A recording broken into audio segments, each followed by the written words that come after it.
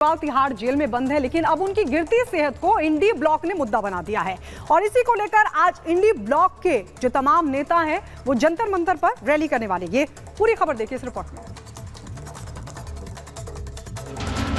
इंडी गठबंधन आज जंतर मंतर पर रैली करेगा, जिसमें दिल्ली के मुख्यमंत्री अरविंद केजरीवाल की तिहाड़ जेल में गिरती सेहत का मुद्दा उठाया जाएगा। आम आदमी पार्टी बीजेपी पर जेल में केजरीवाल की हत्या की साजिश रचने का आरोप लगा रही है। पार्टी ने सीएम की मेडिकल रिपोर्ट का हवाला देते हुए बताया कि 3 जून से 7 जुलाई के बीच केजरीवाल का शुगर लेवल 26 बार गिरा था। इंडिया ब्लॉक केंद्र सरकार और उपराज्यपाल वीके सक्सेना पर केजरीवाल की जिंदगी से खिलवाड़ करने का आरोप लगा रही है। केजरीवाल जी के स्वास्थ्य को लेकर अवैध तरीके से जो उनकी गिरफ्तारी की गई है, उनकी रिहाई की मांग को लेकर जो धरना जंतर मंतर पे हो रहा है, उसमें ये सारे दल आंदोलन में वो लोग शामिल होंगे। केजरीवाल को 21 मार्च को ईडी ने कथित शराब नीति घोटाले से जुड़े मनी लॉन्ड्रिंग मामले में गिरफ्तार किया था। दिल्ली के सीएम को सुप्रीम कोर्ट से जमानत मिल गई है। हालांकि वे फिलहाल सीबीआई के एक मामले में तिहाड़ जेल में बंद है। दोपहर 1 बजे से शाम 5 बजे तक विरोध प्रदर्शन की तैयारी है। Bureau report, Republic Bharat. करने वाला मामला सामने निकल के आया है, जहां पर रायबरेली के जीशान ने इतने सारे फर्जी बर्थ सर्टिफिकेट बनाए हैं कि ये राष्ट्रीय सुरक्षा के लिए खतरे की घंटी हो गई है। आपने देखा होगा कि कई राज्यों में अचानक से आबादी असंतुलन होता है, यानी मुस्लिमों की आबादी बढ़ जाती है, हिंदुओं की घटने लगती है, या फिर आदिवासियों के लिए ऐसा कहा जाता है। डेमोग्राफिक बदलाव पर लंबी चौड़ी बहस शुरू हो जाती है, अलग अलग तर्क दिए जाते हैं, लेकिन यूपी में तो सरेआम इसका भंडाफोड़ हुआ है। फर्जी जन्म प्रमाण पत्र बनाने की ये कहानी शुरू होती है रायबरेली के सलोन कस्बे के एक जन सुविधा केंद्र से, जिसे मोहम्मद रियाज का बेटा जीशान चलाता था। इसी जन सुविधा केंद्र के ठीक सामने रियाज का बीज भंडारण केंद्र भी है, जिससे इस पूरे गोरख धंधे का मास्टरमाइंड बताया जा रहा है। यह भी दावा है कि सारे फर्जी प्रमाण पत्र इसी जन सुविधा केंद्र से बनाए गए हैं। यही वो दुकान है जहां पर वो काम किया करता था। ऑनलाइन जन सेवा केंद्र फोटोस्टेट से काम शुरू किया था, लेकिन पिछले सालों में यहाँ के लोगों ने उसकी कमाई को देखा, कैसे उसका आर्थिक स्थिति बदली उसे देखा, और 20,000 से ज्यादा फर्जी बर्थ सर्टिफिकेट्स बनाए गए सेंटर से। ये उसकी दुकान है। इस दुकान में तमाम तरीके के जो आर्थिक जानकारियां थी, तमाम तरीके के जो रिकॉर्ड्स थे, पुलिस अब उन्हें खंगाल रही है। पिछले दिनों इस पूरे मामले का भांडाफोड़ हुआ, जिसके बाद अब यहाँ पर लगातार एटीएस और पुलिस की टीमें गश्ती कर रही हैं, लगातार अलग अलग इलाकों में जाकर जांच कर रही हैं, आर्थिक रिकॉर्ड्स को देख रही हैं। 1 2 नहीं, सलोन के पूरे 5 गांवों में यह नेटवर्क पकड़ा गया है, जहां पैसे दो और नागरिकता लो का खेल चल रहा था, क्योंकि बाहर से लोग आते और फर्जी प्रमाण पत्र बनवाने का रेट 3 से 5 हजार रुपए तक चुका देते और उनका काम बन जाता। दूसरे राज्यों के लिए 5 से 10 हजार रुपए का रेट फिक्स था। यह नेटवर्क जिस तरह से काम कर रहा था, उसे अब आप भी समझ लीजिए, क्योंकि आबादी से ज्यादा प्रमाण पत्र बांट दिए गए। मसलन रायबरेली के सलोन कस्बे की कुल आबादी करीब 20,000 है। यहाँ के पते पर ही 19,184 जन्म प्रमाण पत्र बना दिए गए। नूरुद्दीनपुर गांव की आबादी करीब 8,000 है और इस गांव के पते पर 12,000 सर्टिफिकेट बना दिए गए। वहीं पलाही गांव में सिर्फ एक मुस्लिम परिवार रहता है और इस गांव के पते पर 819 फर्जी सर्टिफिकेट तैयार कर दिए गए। हम इस्लामपुर भी पहुंचे, जहां 2500 से ज्यादा बर्थ सर्टिफिकेट बनाए गए हैं। ग्रामीणों के साथ रिपब्लिक भारत ने चौपाल लगाकर चर्चा की तो कई बड़ी बातें निकलकर सामने आई। ज्यादातर लोग देश की सुरक्षा को लेकर चिंतित नजर आए। गणेश नाम नगर रायबरेली का वो हिस्सा जहां हम पहुंचे हैं इस जांच पड़ताल के लिए। यहां पर भी फर्जी बर्थ सर्टिफिकेट की बात बताई जा रही है। इस गांव के प्रधान हमारे संग मौजूद हैं।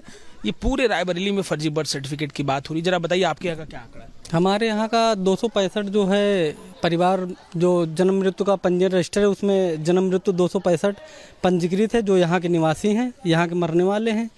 उसके अलावा 2200 के लमसम जो है फर्जी सर्टिफिकेट बनाया गया है।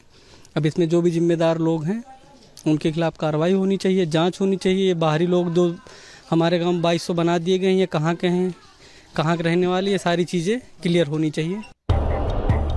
अब रिपब्लिक भारत की टीम नूरुद्दीनपुर गांव पहुंची और वहां से ग्राउंड रिपोर्ट के जरिए ये जानने की कोशिश की कि जिस गांव की आबादी ही करीब 6,500 है, वहां 10,000 बर्थ सर्टिफिकेट एक साल में कैसे बन गए? रायबरेली में फर्जी बर्थ सर्टिफिकेट मामले में ग्राउंड रिपोर्ट करने, पड़ताल करने के लिए हम पहुंचे हैं नूरुद्दीनपुर में। ये नूरुद्दीनपुर गांव है। इस गांव की आबादी कितनी है? आबादी है 6500। और पिछले एक साल में कितने लोगों ने जन्म लिया है, बर्थ सर्टिफिकेट कितने लोगों का बना है? तो बर्थ सर्टिफिकेट बना है 10,000 लोगों का। अंदाजा लगाइए कि जिस गांव की आबादी 6500 है, वहां 10,000 लोग एक साल में जन्म ले लेते हैं। इस गांव के लोगों के मन में दहशत है। गांव के लोगों से बात करो तो अपने भय की बात करें।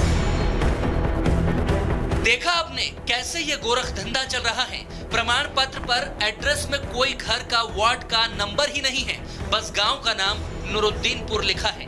इस पूरे खेल का मास्टरमाइंड जीशान कैसे इस काम के बाद अमीर हो गया?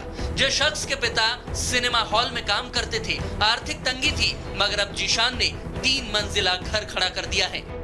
एटीएस की जांच में यह बात सामने आ रही है कि यहां पर घुसपैठियों को नागरिकता दिलाने के बदले जीशान, सुहेल और उसके साथियों ने मोटी कमाई की है।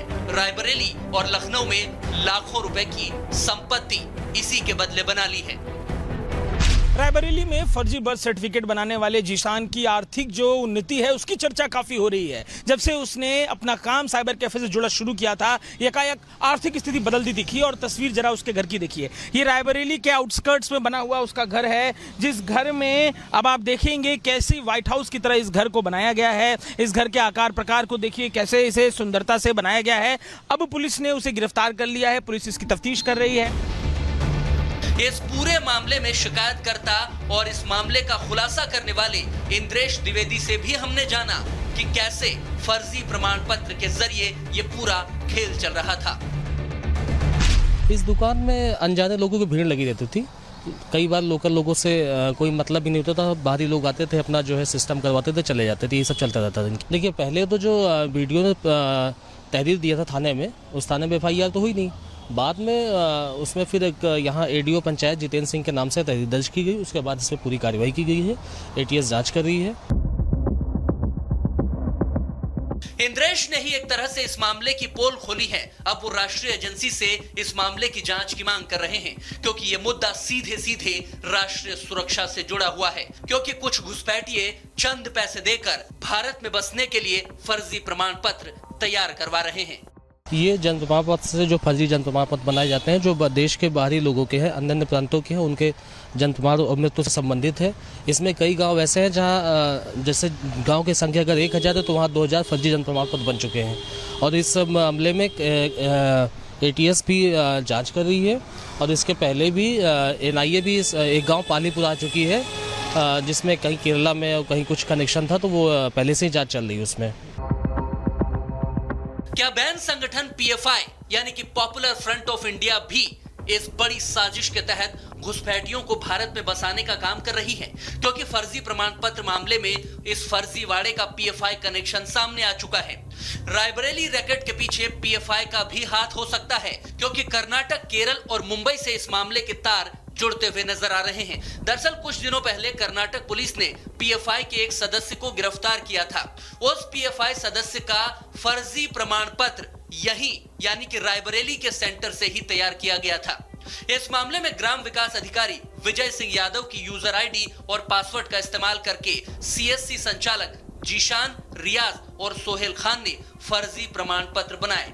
यह मामला इतना गंभीर है कि अब सदन से लेकर सड़क तक इस पर सियासत होने लगी है। राहुल गांधी का संसदीय क्षेत्र है रायबरेली। ऐसे में विपक्ष सरकार को घेरना चाहता है, तो बीजेपी भी आड़े हाथों ले रही है और जांच की बात कर रही है। उत्तर प्रदेश में अधिकारी तंत्र पूरी तरह से सरकारी तंत्र पर हावी है। निरंकुश हैं अधिकारी। उन्होंने अपने मनचाहे लोगों को अपने दलालों के साथ मिलकर